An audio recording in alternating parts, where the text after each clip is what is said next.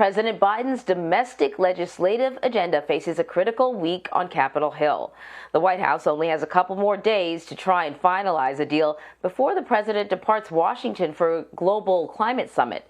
But Democrats are still struggling to come together on key issues, with some continuing to hold out on voting over the bipartisan infrastructure deal until certain terms are met in the social spending package. So Ed O'Keefe is at the White House to discuss all of this with us this morning. So Ed, I want to start with the federal highway funding situation there. The funding expires at the end of the month, which is just really a few days away. So where do negotiations within the Democratic Party currently stand on the infrastructure bill? Because I know there had been brief talk about maybe pulling that portion out of the infrastructure bill, but for now, it's part of the bigger package. Right. So this is the big bipartisan infrastructure, sort of hard infrastructure bill that easily passed the Senate over the summer. It's been held in limbo in the House pending a deal on the broader social spending plan that the president's trying to enact. And a block of progressives in the House, the most liberal of members, have said, we're not voting to approve that infrastructure plan until the Senate has an agreement on the broader social spending plan that includes Joe Manchin and Kyrsten Sinema, those moderate Democratic senators from West Virginia and Arizona, signing off on the plan and getting ready to go with it. If that can happen by Sunday night when funding expires, they may hold that vote.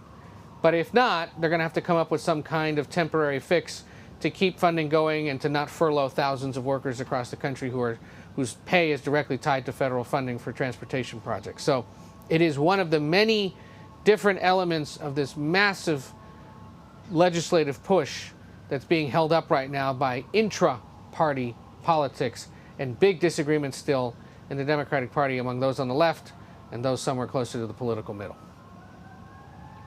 Right, so you have some Democrats, well, two in particular, that want this social spending package to cost a lot less. You have other Democrats who say, yeah, but we're trying to make some lasting change here, and that's going to cost. Something's got to give. Do we know what elements of the social spending bill may be cut out? We haven't necessarily heard about something being completely cut out. What we've heard about is ongoing talks, and this is very fluid and fungible, over changes to elements of it to help bring down the cost. For example, instead of enacting 12 weeks of government-backed paid family leave, it might be closer to 4, although Mr. Manchin has signaled he still has concerns with that. Instead of having Medicare cover all dental coverage, it might hand out $800 vouchers to eligible Americans to help get some of their dental coverage passed, although Mr. Manchin has some issues with that.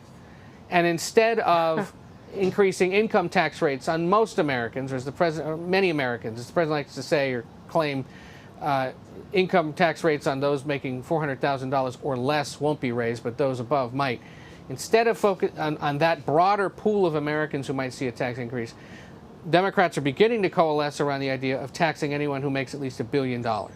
And you're looking at about 700 people roughly across the country who would qualify for that, but the tax revenue generated would pay for a chunk, not all, but a chunk of this bill. On this point, there may appear to be some agreement from Senator Manchin and from Senator Kyrsten Sinema of Arizona, who was more concerned about the tax increases on corporations or the wealthy, whereas Manchin turns around and says, no, the wealthy need to be paying more for most of these things. So that's where things stand. Then you got the process over how you're going to vote on these bills. And it's literally a game of whack-a-mole being played here at the White House every day as they try to put this thing to bed, and somebody still has some issue with it. You call it a game, it sounds like it's fun. This is not fun at all. So the package also addresses climate change. It just so happens that President Biden is about to head off to a global climate summit in Glasgow this weekend. He has wanted the U.S. to be sort of a global leader when it comes to climate change and making and altering things so that we can slow down climate change. But it's going to be kind of hard to present yourself as a global leader when back at home, your own party is still squabbling over getting a deal done. How important, or how nice would it be for the president, at least, to have some sort of deal done that addresses climate change by the time he heads off to Glasgow this weekend?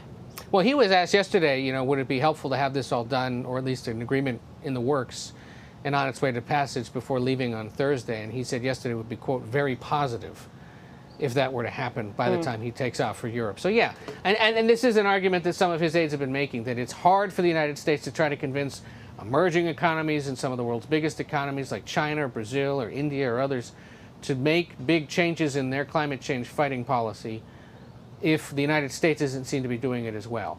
And so, he may show up at the table in Glasgow next week, if not empty-handed, at least with a lot less than he initially hoped for.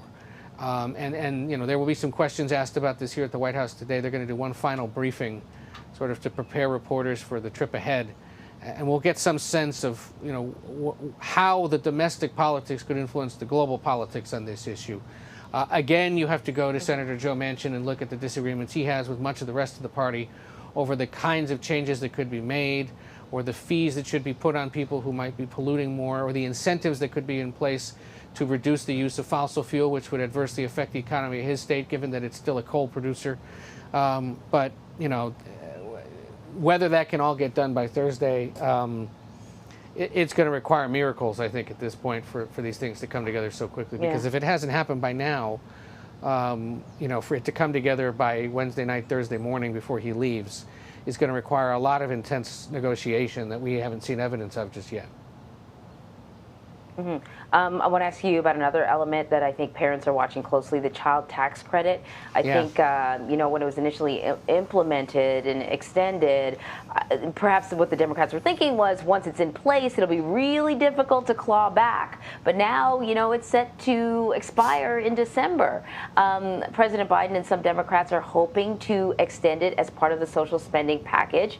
However, like other elements of the package, it's being scaled back. It's likely to be scaled back anyways. Do we know where negotiations stand on it?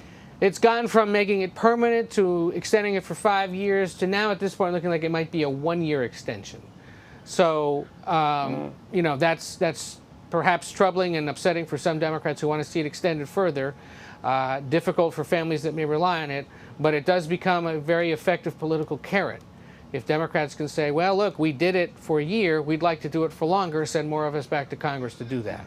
And if you don't send us back, Republicans may not extend it. So we'll see. So there may be a way over the course of the next few years politically to get this thing enacted either for a longer term or permanently. But as part of this deal, to keep the price down, it may only be for 1 more year, if at all. And again, all of this, Anne-Marie, all of it, just real quick, just viewer's guide here, all of this still subject to change, because while it may be interesting or out of the loop right now, 12 hours from now it could be completely different. And that is what has made this so frustrating, so confusing. I know folks at home must be scratching their heads going, what the heck? Trust me, we're doing it too. But it's just that this president, for whatever reason, cannot get members of his party together to agree on this, get a deal done, and get it signed. Yeah, the other day Nancy Pelosi was sort of complaining about the media coverage on this and how we're not really covering what's actually in it. And I was sort of screaming at the monitor. We don't know. Exactly. Exactly. I was kind of like, Ms. Pelosi, you could help us a little by telling us what's in it, too, making a few decisions. All right, Ed, thank you so much. Take care.